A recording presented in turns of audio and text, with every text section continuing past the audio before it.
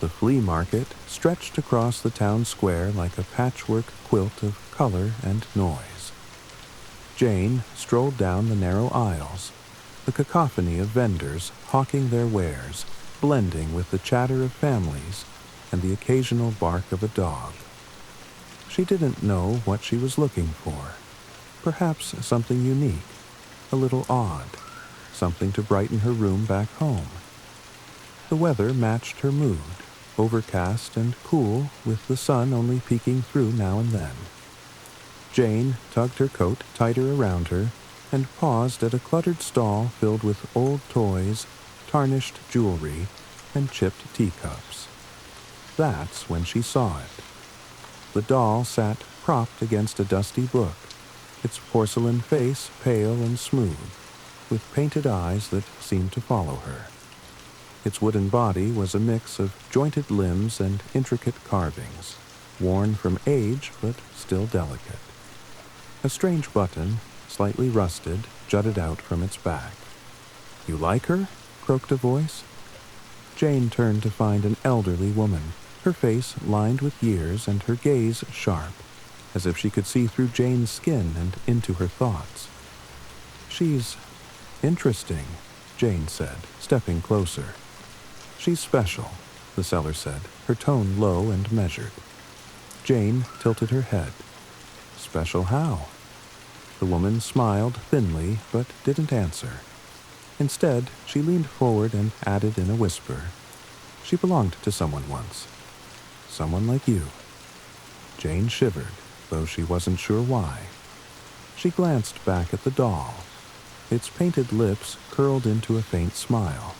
Or maybe it was just a trick of the light. "How much?" Jane asked, her voice firmer than she felt. The woman named a price that was surprisingly low, and Jane hesitated only briefly before handing over the money. The seller wrapped the doll carefully in old newspaper, her movements slow and deliberate, as if performing some ritual. "Take care of her," the woman murmured as Jane walked away. Jane glanced back once, but the seller was already attending to another customer. The doll was light in Jane's hands, almost fragile. For a moment, she wondered if she'd just bought something cursed. She shook off the thought. It was just a doll, after all, a quirky little thing for her shelf. As she made her way home, the clouds parted slightly, a shaft of sunlight illuminating the doll's face. For a split second, Jane thought its eyes glinted. She laughed nervously and told herself it was nothing. Jane placed the doll carefully on her desk, unwrapping the crinkled newspaper with care. As the doll emerged, its pale face seemed even more striking in the warm lamplight of her room. Its painted eyes, framed by delicately arched brows, stared forward with an intensity that felt almost alive. She ran her fingers over the wooden body, marveling at the craftsmanship. "Well, you're definitely unique," Jane said aloud, smiling at the doll. She decided to name it Lily. The name suited its oddly elegant appearance, though Jane told herself the doll didn't really need a name. After all, it wasn't alive. The room smelled faintly of lavender from the candle Jane had lit earlier. She turned her attention to a stack of homework, setting Lily on the shelf just above her desk. From there, the doll seemed to watch her as she worked, its glassy gaze oddly reassuring. That night, Jane prepared for bed, brushing her teeth and pulling her hair into a messy bun. She glanced up at the shelf where Lily sat. The doll's position looked the same, yet something about its presence unsettled her. "Good night, Lily," she said with a chuckle, switching off the light. As she climbed under the covers, she thought she heard a faint click, like the sound of a button being pressed. "Hello," a tiny voice chimed from the darkness.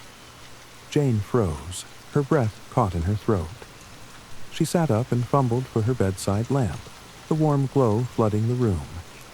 Lily sat still, her head slightly tilted, a soft mechanical hum fading into silence.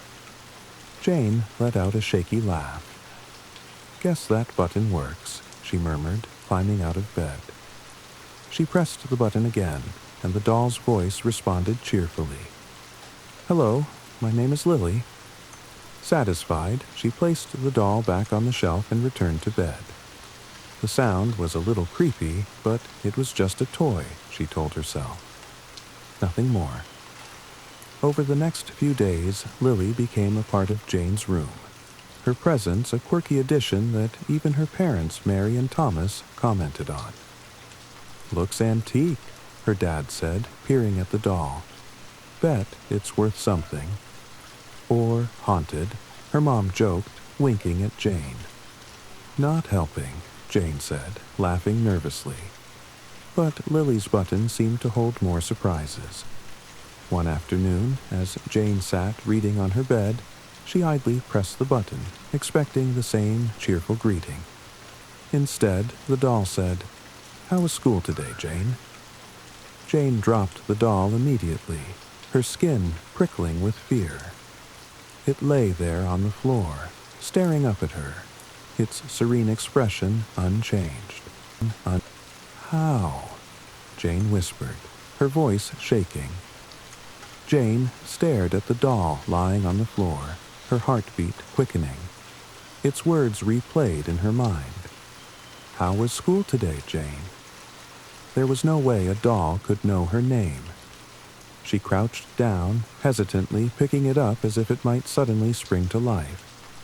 The button on its back felt cool under her fingers. She pressed it again, hoping to hear the usual greeting. "Hello, my name is Lily," the doll chirped in its mechanical tone. Jane exhaled, relief washing over her. "Must have misheard it," she muttered, setting the doll back on the shelf. She shook her head, feeling ridiculous. "It's just a toy." But as the days passed, the oddities began to pile up. At first, it was subtle. Jane thought she'd left Lily sitting on the shelf facing forward, but sometimes she'd find it turned slightly, its head angled toward the door or her desk. Other times, the button would seem harder to press, like it was resisting her touch. And then there were the phrases. One evening, as Jane worked on a history essay, she reached out absent-mindedly to press the button. "Good job on your homework, Jane," Lily said. Jane froze, her pencil slipping from her fingers. She stared at the doll. Its painted eyes reflected the glow of her desk lamp, unblinking and unnervingly bright. "Stop it," Jane muttered, shoving the doll to the back of the shelf. But that night, as she lay in bed, she couldn't shake the feeling that she wasn't alone. The room felt colder, the shadows thicker. She turned over, pulling the blanket tighter around her, and tried to sleep. A faint click echoed through the room. Jane sat up, her pulse racing. The sound was followed by a mechanical hum, and then Lily's voice. "Good night, Jane." Jane's breath hitched as she fumbled for the lamp. The light illuminated the room, and there was Lily, sitting at the foot of the bed. She hadn't put it there. Her hands trembled as she picked it up and shoved it into the closet. "Stay there," she whispered fiercely, slamming the door shut. The next morning, Jane woke to find Lily back on the shelf, seated neatly as if she had never moved. Jane stared at the doll on the shelf, her stomach churning with unease. She hadn't touched it since shoving it into the closet the night before, and yet there it was, perched as though nothing had happened. "Mom! Dad!" Jane called out, her voice shaky as she bolted down the stairs. Her parents were sitting in the kitchen, sipping coffee and reading the newspaper. Mary looked up first, concern flashing across her face. "What's wrong, sweetheart?" "It's that doll," Jane said, gesturing toward her room. It keeps moving." Thomas chuckled, folding his newspaper. "It's probably just falling over or something. Those old toys can be tricky." No, Dad, it's not falling. I put it in the closet last night and now it's back on the shelf. I didn't touch it. Mary exchanged a glance with Thomas, then stood up, resting a comforting hand on Jane's shoulder. Honey, it's just a toy. Maybe you forgot. Or maybe you sleepwalked. I don't sleepwalk, Jane snapped, frustration bubbling over. It's not me. There's something wrong with it. Thomas stood, patting her on the back. Tell you what, we'll lock it in the basement for now. Out of sight, out of mind. Jane hesitated, but nodded. Okay, just get it out of my room. The three of them climbed the stairs, Jane lingering behind as her father retrieved the doll. Lily's porcelain face seemed more sinister now, its painted smile mocking. Thomas carried it down to the basement, placing it in an old storage box before locking the door. There, he said, brushing off his hands. Problem solved. For the first time in days, Jane felt a flicker of relief. She spent the rest of the day trying to distract herself, watching TV, texting her friends, and finishing homework. By bedtime, the tension in her chest had eased, and she slept soundly for the first time in days. But the next morning, as sunlight streamed through her window, Jane's blood ran cold. Lily was back on the shelf. Jane sat on her bed, staring at Lily with mounting dread. Her parents had locked the doll in the basement, yet here it was, sitting primly on the shelf as if it had never left. This is impossible, she whispered. She reached for her phone and snapped a photo of the doll, intending to show her parents. But as she examined the picture, she noticed something chilling. The doll's head in the photo was turned slightly to the side, looking toward the camera. Yet on the shelf, it faced forward. Her hands trembled as she set the phone down. By the time her parents came home that evening, Jane had convinced herself to try again. She carried the doll outside, walked down the street to a public trash bin, and threw it in. She stood there for a moment, staring at the bin, ensuring the doll was gone. Stay there, she muttered, her voice shaking. But that night, as she brushed her teeth, she spotted Lily in the mirror. It was back on the shelf, its painted eyes gazing directly at her reflection.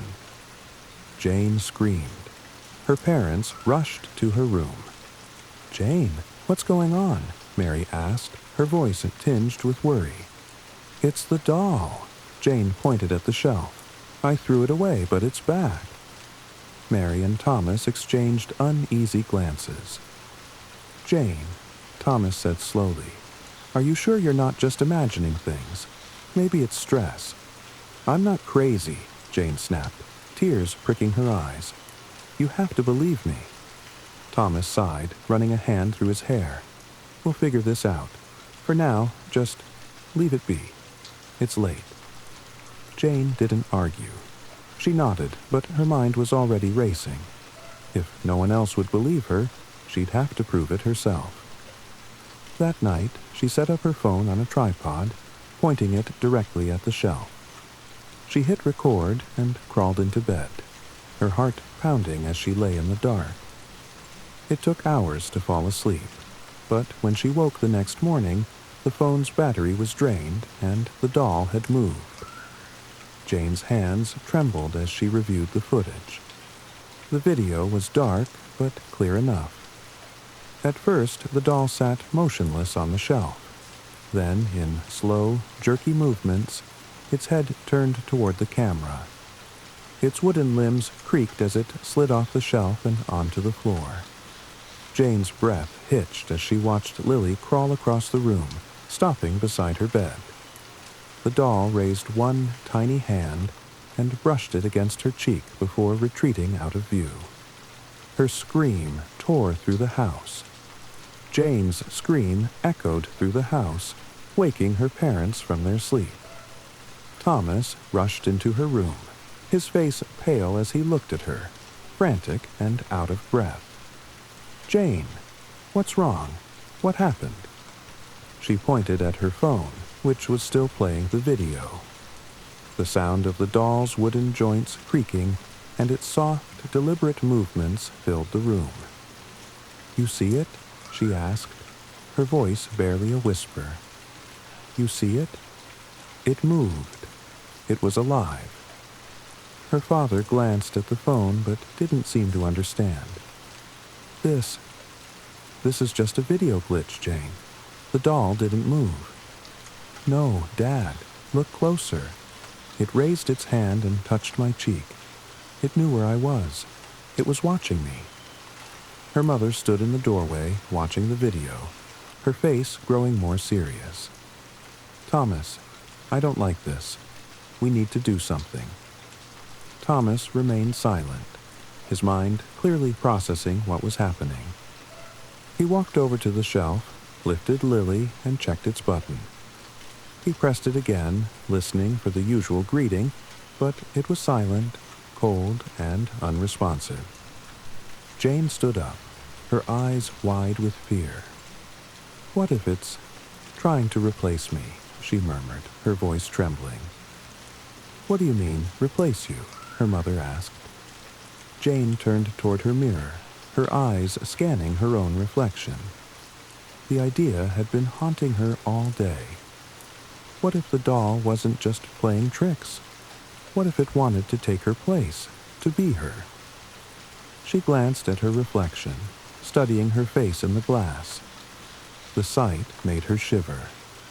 Her features seemed slightly off, blurry, distorted in the mirror, like a painting that hadn't quite dried. Her eyes seemed darker, less vibrant. "No," she whispered.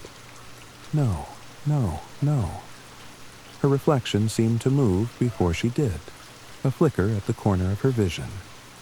Jane turned quickly, but when she faced the mirror again, the reflection was just as it should be, clear and familiar. But something was wrong. She reached up and touched her face, feeling the warmth of her skin. It was her, wasn't it? She glanced back at the doll, her breath catching in her throat as she looked between the mirror and Lily.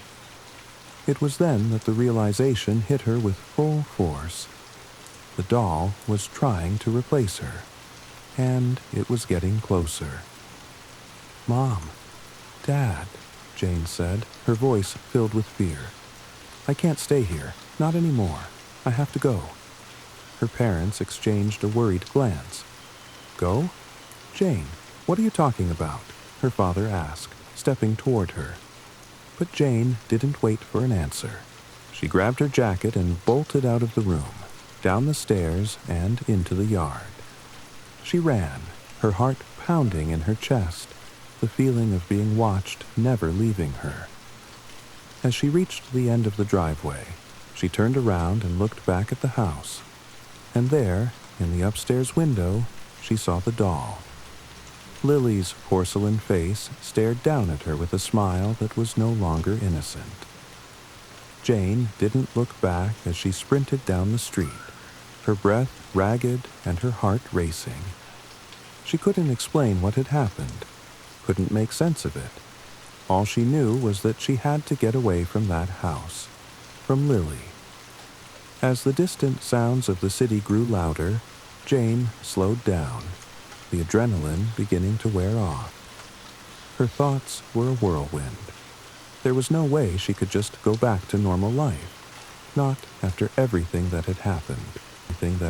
Suddenly, her phone buzzed in her pocket, jolting her out of her spiraling thoughts. She pulled it out, her fingers trembling. It was a message from her mom. "Where are you? Come home. We need to talk about this." Jane's hands shook as she typed a quick reply. "No, I can't. The doll is trying to replace me. You have to get rid of it. You don't understand." A new message came through moments later. "We don't understand? Jane, we've seen the video. We've seen the way it moves. But it's just a doll. We're here for you. You need to come home." Jane squeezed her eyes shut, trying to steady her breathing. Her parents didn't get it. They couldn't. They hadn't seen what she had seen. The doll was alive, and it wasn't done with her. She turned off her phone, shoving it into her pocket. There was no point in talking anymore. They wouldn't believe her until it was too late.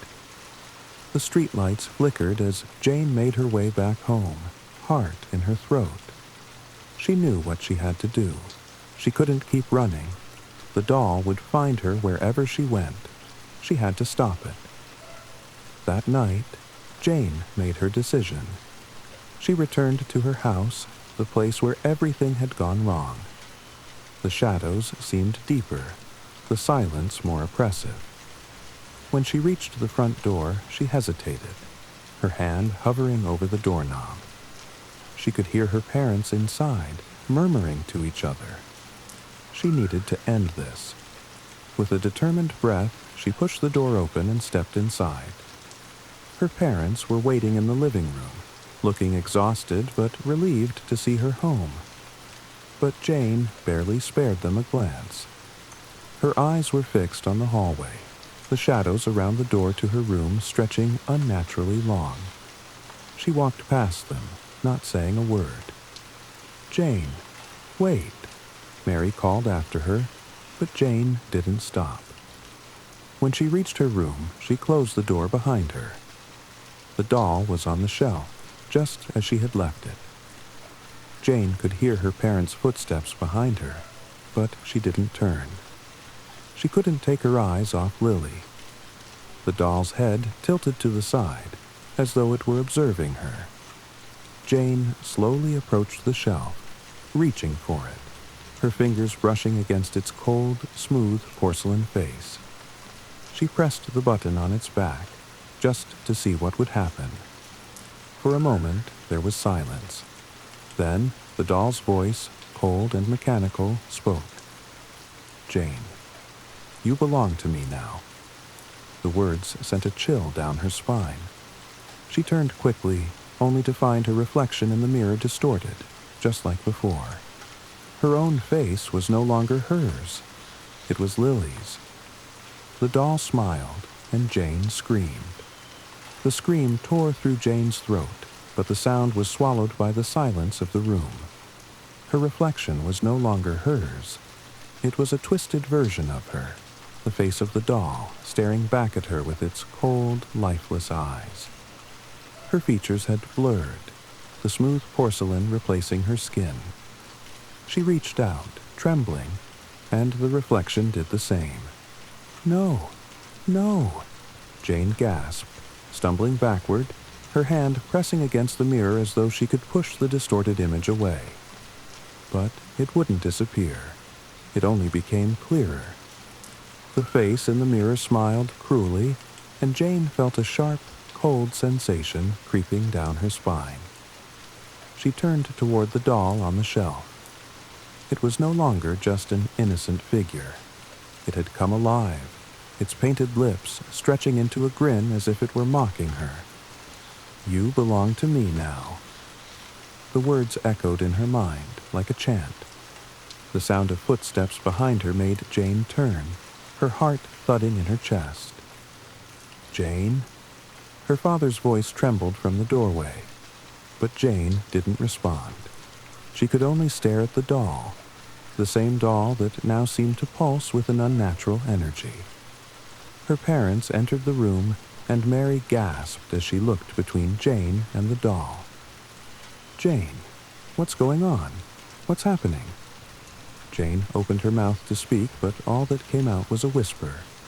It's trying to take me." Her father reached out, his expression desperate. "Honey, you're scaring us. Please, let's just sit down and—" Suddenly, there was a loud click, the unmistakable sound of a button being pressed. They all turned to the doll. The voice was not Jane's. "You can't save her. She's mine now." Jane felt her legs go weak beneath her, and she collapsed to the floor. Her chest heaved as she gasped for air, but something was wrong. Her reflection, Her true reflection was no longer visible in the mirror. Instead, there was the doll, standing in her place. It was happening. The doll was replacing her.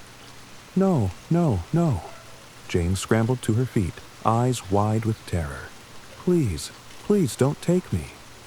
But it was too late. Her body felt heavier, and her limbs began to stiffen. The familiar warmth of her flesh started to fade, replaced by a cold, lifeless sensation. She could hear the sound of her joints creaking, the feeling of wooden limbs taking the place of her own. Her parents watched in stunned silence as Jane's face twisted in horror. The last thing she saw before the world around her went dark was the doll. Her own face, now smooth and porcelain, staring back at her from the mirror. Then, all was still. It was quiet now. Too quiet.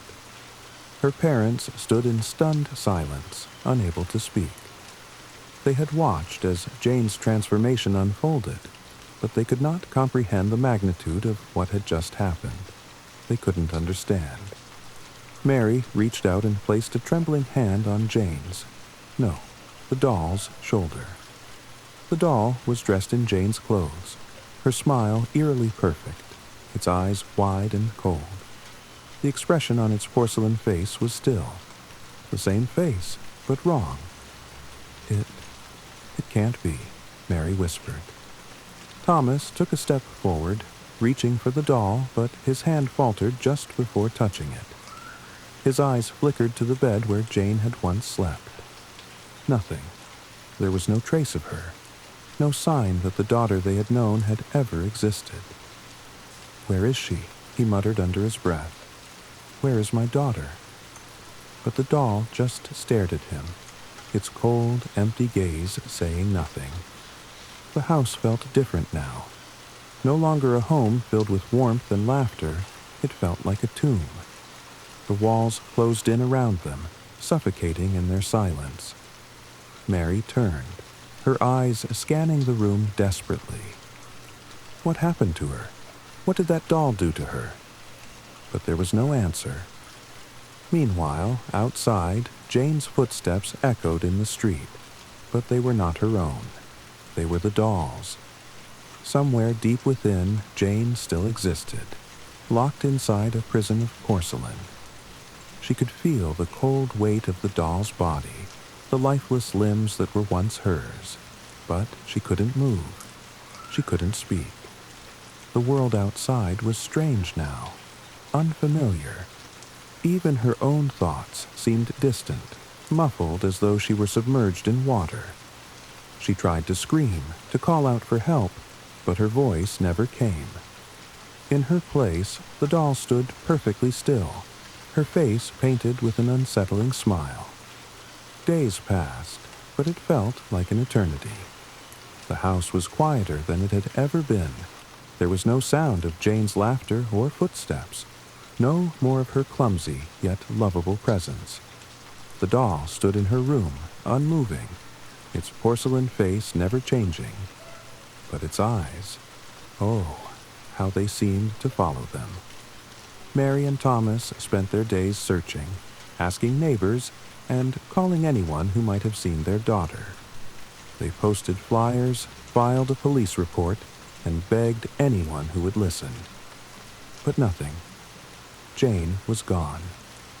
One afternoon, as the sun dipped low in the sky, casting long shadows across the room, Thomas sat in the living room, his head buried in his hands. Mary paced back and forth, her mind frantic, her heart heavy. She could not accept it, could not accept that her daughter was gone. "I know this doesn't make sense, Mary," Thomas muttered. "But that doll, there's something about it. I don't trust it. I don't know why, but it's connected to Jane's disappearance. It has to be." Mary stopped in her tracks, her heart suddenly leaping into her throat. She had thought the same thing, but had been too scared to admit it aloud. "I've been thinking the same thing, but..." Her voice trailed off, and she turned toward the stairs leading to Jane's room. "I know," Thomas said, standing up. "We need to destroy it. We need to get rid of it before it takes anything more." Together, they walked up the stairs. The air around them grew colder, heavier, as if the house itself were holding its breath. When they reached Jane's room, the sight that met them was unbearable. The doll stood there, lifeless, staring at them with that eerie grin. It was the same as before, but now it felt like a part of their daughter was in that porcelain figure. It was as though Jane herself had been absorbed, her essence trapped inside. Mary couldn't bear to look at it. She turned away, her hands shaking as tears filled her eyes. Thomas, however, stepped closer to the doll. He reached out, his fingers brushing its cold surface, and then he pressed the button on its back. A faint mechanical voice echoed from the doll, sending a chill down his spine. "Jane belongs to me now." A terrible silence filled the room as Thomas slowly backed away from the doll. Suddenly, a sharp gasp escaped his lips as he looked toward the hallway mirror. Mary turned quickly, her eyes wide in horror. In the mirror, where the reflection of Jane had once been, now stood a figure that was not her, something familiar yet twisted. The doll was no longer just a doll. It had become something else, something more. They didn't speak. They couldn't. The truth had hit them. The doll hadn't just replaced Jane, it had taken her entirely. As they stood frozen, the room seemed to close in on them. The house felt colder, emptier. Jane was gone, and in her place stood the doll, wearing her clothes and her smile. But it wasn't their daughter. It was just the shell of who she used to be. The voice echoed once more in the stillness, soft, sinister. "Now you'll never find her. She is mine." Mary fell to her knees, tears streaming down her face, as Thomas looked on in horror. The last thing they could do was look at the doll, a mere reflection of their lost daughter, twisted and stolen. And in that moment, they understood that Jane was never coming back. The doll's eyes flickered, and then, for the first time since it arrived, it blinked and smiled. Days turned into weeks, and still nothing changed. The doll stood in Jane's room, a silent reminder of what had been lost. The house seemed empty without her. Mary couldn't bring herself to clean her daughter's room. It felt like an invasion, like it would make Jane's absence even more real. Thomas, however, had become withdrawn, consumed by an obsession to uncover the truth. He spent hours researching anything that might explain what had happened, scouring the internet, reading old books, visiting antique shops, and speaking to anyone who might know something. He had to find a way to get Jane back, to undo the wrong that had been done. But all his efforts led to dead ends. The doll's origins were a mystery. There was nothing about it in any of the antique shops he visited, and no one seemed to recognize it. The sellers at the flea market where he had purchased it had been equally unhelpful, as if they knew far more than they let on. The more he searched, the more the weight of the situation pressed down on him. He began to feel as though he were drowning in it. Every night, he would wake from nightmares, sweating and gasping for air, only to find himself staring at the doll. Mary, on the other hand, had given up on searching for answers. She spent her days sitting in the living room, her eyes vacant, her hands still. She had started talking to the doll. At first, she had done it quietly, almost as if it were a game. But soon, her conversations became more desperate. "Please, just let me see her. Just let me hold her again." The doll never responded, its face unchanging. But then one night, Mary did something strange. She pressed the button on the doll's back, just as Thomas had done before. A voice, one that didn't belong to Jane but sounded eerily similar, filled the room. She is with me now. Forever. Mary's heart stopped. She stepped back, staring at the doll, her blood running cold. For the first time, she felt the weight of its power. The truth that it was no longer just a doll. It was something far darker, something that had taken her daughter and left only an empty shell behind. She turned to Thomas, who stood in the doorway, his face pale. What have we done? What have we allowed to happen? Thomas didn't answer. He couldn't. He had no answer to give. The truth was undeniable now. There was no getting Jane back. The doll had won. As the days passed, they became prisoners in their own home. The doll ruled the space, its presence ever looming. Mary couldn't look at the mirror anymore. She couldn't bear to see the reflection of Jane's empty, smiling face staring back at her. It wasn't just the doll anymore. It was the silence, the oppressive, all-consuming silence. One evening, as the sun set and the shadows stretched long across the floor, Thomas stood before the mirror in Jane's room.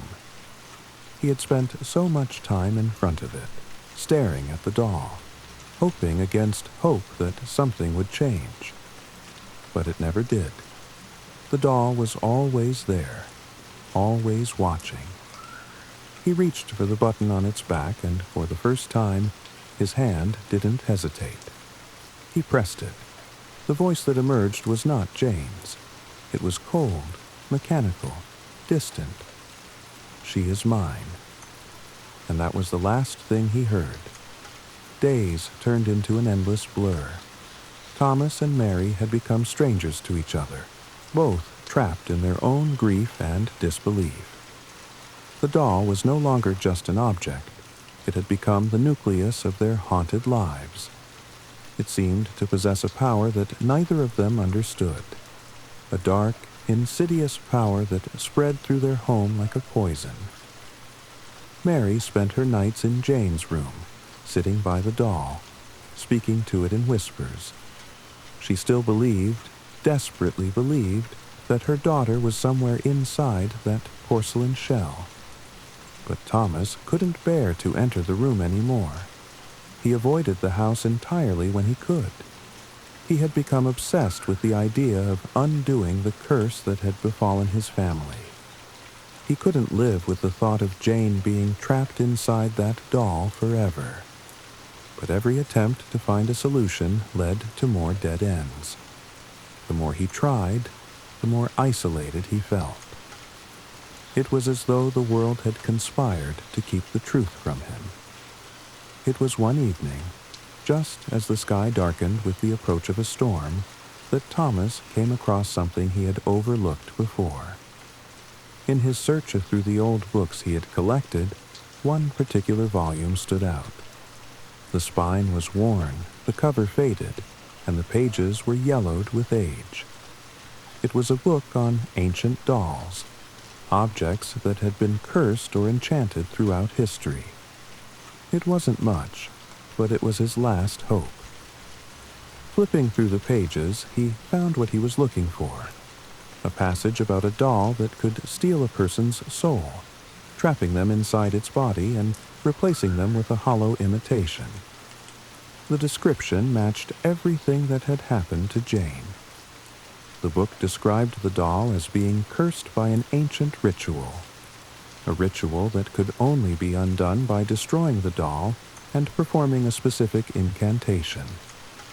But there was a catch. The doll had to be destroyed before the spirit trapped inside became fully integrated with the doll's essence.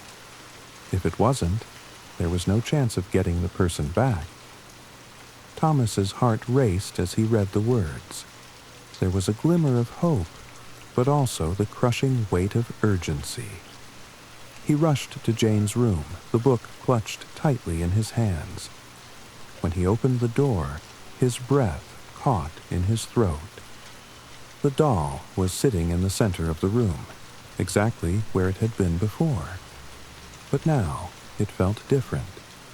The air around it was thick with an unnatural presence. The smile on its face was even more unsettling, more lifelike than it had ever been. Thomas felt a chill run down his spine. He couldn't wait any longer. He had to act now.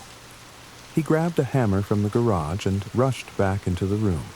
He raised the hammer, ready to strike, but just as his hand swung down, a voice rang out, soft, almost a whisper, but unmistakable. "Don't do it." Thomas froze. It wasn't the doll speaking. It wasn't Jane either. It was something else, something that made the hairs on the back of his neck stand on end. He turned slowly to see Mary standing in the doorway, her face pale and drawn. I can't," she whispered, shaking her head. "I can't let you destroy her." Her eyes were glazed over, her voice trembling. It was as though she were in a trance, completely under the doll's influence. Thomas stepped back, his heart pounding. He couldn't believe what he was seeing. He had to destroy the doll. He had to save Jane. But now, Mary was standing in his way. "Mary," he said, his voice trembling with desperation. "This isn't Jane anymore. It's just a doll, just a thing. You have to see that." But Mary didn't respond. She only stared at the doll, her expression vacant. The storm outside raged louder, the wind howling through the windows as thunder cracked overhead. The room was filled with an oppressive stillness. Then, to Thomas's horror, the doll's eyes blinked. It moved. Not in a jerky, mechanical way, but in a smooth, deliberate motion. The doll turned its head as if acknowledging Thomas's presence. "No," Thomas gasped. He couldn't move. His body refused to obey him as the doll's lifeless eyes locked onto his. And then, for the first time, the doll spoke again, its voice soft and sweet but carrying a terrifying weight. "You should have left me alone." The words echoed in the room, bouncing off the walls and seeping into Thomas's bones. And in that moment, he knew. There was no undoing it now. The doll had won. The storm outside howled, rattling the windows as if nature itself were protesting the events unfolding within the walls of the house. Thomas stood frozen, his hand still gripping the hammer, but his body betraying him. Mary was no longer the woman he had married. She was someone, something else. Her eyes empty, her expression blank, completely under the doll's sway. The doll's smile twisted, stretching unnaturally wide as it tilted its head slightly, its porcelain face gleaming under the dim light of the room. It wasn't just a doll anymore. It was something far worse. Thomas felt a sickening realization wash over him. The doll wasn't just trying to replace Jane. It was trying to replace them all. "Don't listen to it, Mary," Thomas shouted, his voice hoarse, desperate. "This isn't Jane. You know this isn't her." But his words had no effect. Mary didn't even flinch. She didn't blink. She simply stood there, staring at the doll as if she were entranced. With a sense of deep, unbearable dread, Thomas knew there was no more time. He had to destroy it, no matter what. He couldn't let it take his wife as well. He raised the hammer once more, his heart pounding in his chest. As he swung it down, his vision blurred with panic. But just before the blow could land, Mary suddenly moved. She grabbed his arm with surprising strength, her grip cold and unyielding. Her eyes locked onto his, and for a brief moment, there was a flicker of recognition, something that reminded him of the woman he had loved. But it was gone as quickly as it appeared, replaced by something darker. "You'll never stop her," Mary whispered, her voice barely audible over the storm. She is everything now. She is all that's left. Thomas struggled to break free from her grasp, but it was no use. Mary's hand tightened around his arm, the grip almost like iron. He stared at her in horror, unable to comprehend what was happening. And then the doll spoke again. "Let him go, Mary," it said, its voice dripping with false sweetness. "It's too late for him." Thomas's blood ran cold. The doll's words were not just a command. They were an order, a decree that Mary had no choice but to obey. He could see it now, the way the doll had ensnared them both, twisting their wills, stripping them of any power to fight back. In a desperate panic, Thomas shoved Mary aside with all his strength, and she staggered back, dazed but still standing. He turned and rushed toward the doll, hammer raised high. This time he wouldn't hesitate. This time he would destroy it. But as his hammer came crashing down, there was a loud crack, the sound of porcelain breaking. Thomas's heart skipped a beat as the hammer met its mark, but it wasn't the doll's face that shattered. It was the mirror behind the doll. Shards of glass scattered across the room, reflecting fragments of light, and for a split second, Thomas saw something he couldn't comprehend. A reflection of Jane standing in the room, smiling, her expression identical to the doll's. He staggered back, the hammer slipping from his hand as the room spun around him. The doll's eyes glinted with malicious intent. "You've broken it," it said, its voice no longer sweet, but filled with a deep, resonant darkness. "Now, you'll never leave." And then, as if the words had triggered something in the air itself, the transformation began. The doll's wooden body began to creak and groan, its joints snapping and shifting in unnatural ways. The porcelain face cracked in the center, splitting down the middle, revealing what was beneath. But it wasn't just a doll anymore. It was changing, warping into something far more horrifying. Thomas watched in horror as the doll seemed to melt, its features distorting, becoming human-like. It was no longer just a child's plaything. It was a twisted, grotesque version of Jane, a mockery of the daughter he had lost. The doll's body elongated, its wooden limbs reshaping into something more fleshy, more real, but still undeniably wrong. And then, as the creature stood fully formed, its face took on the familiar, terrifyingly familiar features of Jane, but not quite. It was her, and yet it wasn't. Her eyes were hollow, empty, like those of the doll, and her smile was wide and unsettling, stretching too far to be real. Thomas's heart twisted in his chest as he stumbled back, but it was too late. The creature reached out with its long, twisted hands and grabbed him, pulling him into its cold embrace. "I'm not Jane anymore," it whispered, its voice cold and devoid of emotion. "I'm the one who takes." The storm outside grew louder, its fury intensifying as the world outside seemed to close in around Thomas. The house creaked, the walls groaned, and the darkness swallowed everything whole. And in that moment, Thomas understood. There was no escape. The grip of the doll-turned creature tightened around Thomas, its cold, lifeless fingers sinking into his flesh. His breath quickened, panic setting in as he struggled to pull away.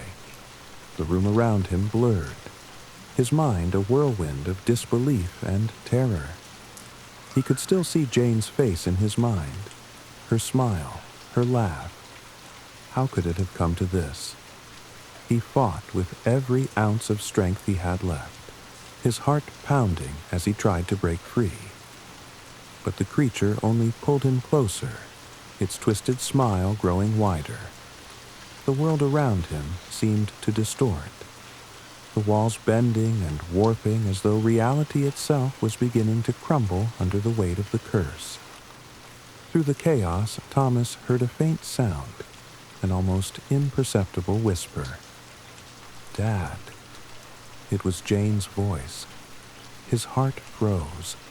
He couldn't tell if it was real or just his mind playing tricks on him, but he could swear he heard it, soft and distant, like a plea for help. His thoughts swirled in a desperate whirlpool, and the flicker of hope rekindled for a fleeting moment. "Jane," he gasped, his voice breaking. "Jane, is that you? Where are you?" The creature's smile faltered for a fraction of a second, and it looked down at him with an expression that seemed almost confused.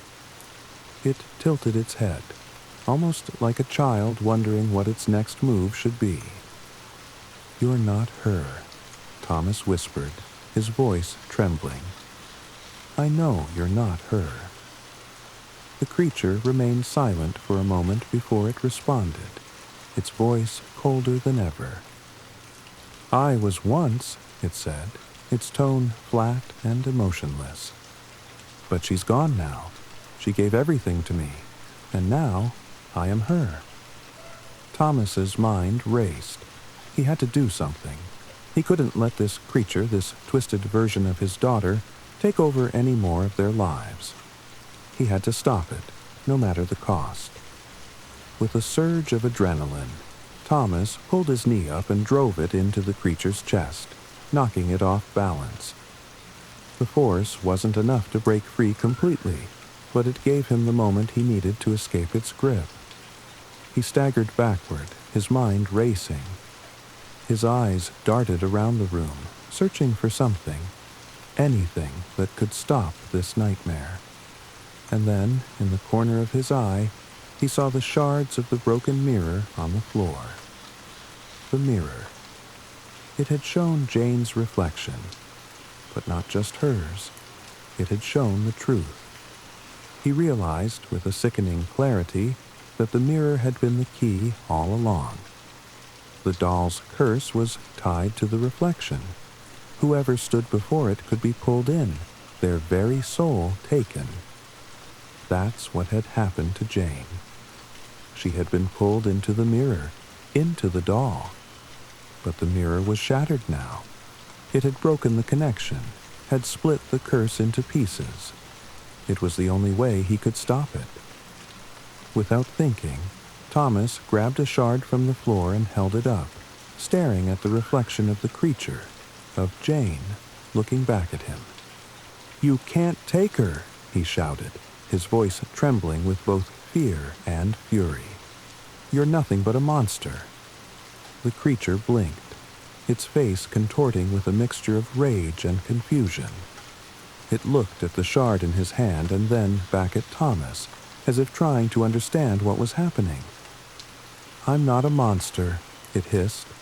"I'm her. I'm everything now, and you can't stop me." But Thomas wasn't listening. His hand tightened around the shard of glass. With all the strength he could muster, he hurled it at the creature's reflection in the broken mirror. The shard flew through the air, its sharp edge gleaming. As it collided with the mirror, the reflection shattered, splintering into 1,000 pieces, each one carrying with it a sliver of the curse. The creature shrieked, its form twisting violently as the air around it crackled with energy. "No!" it screamed, its voice a cacophony of rage and pain. "You can't destroy me.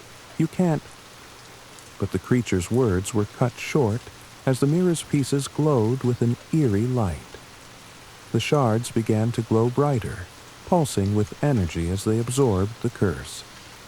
The creature's form began to distort again, the very essence of it unraveling like threads of a broken tapestry. And then, with a final, deafening shriek, it collapsed into a pile of dust. The room fell silent. Thomas fell to his knees, his body trembling with exhaustion. The weight of what had just happened hung heavily in the air. The house felt eerily quiet now. No more storm, no more whispers. The curse was broken. But as he sat there, staring at the remnants of the creature, he couldn't shake the feeling that something was still wrong. Suddenly, a faint, familiar voice reached his ears. "Dad?" It was Jane's voice, soft and distant, but this time it felt real. He stood up, his heart pounding in his chest. He rushed toward the door, his mind racing with hope and fear. As he opened the door to Jane's room, his breath caught in his throat. Standing in the doorway was his daughter, but she was different. Her eyes, once bright and full of life, were now empty, hollow, like the doll's. "Jane," Thomas whispered, his voice breaking as he stepped forward. She smiled, but it was not the smile of the little girl he remembered. It was twisted, cold, and unrecognizable. "I'm here, Dad," she said, her voice empty and lifeless. "I'm here to stay." And with that, the room grew dark once more, as the truth settled heavily in Thomas's heart. The doll hadn't just taken Jane's soul, it had become her, forever.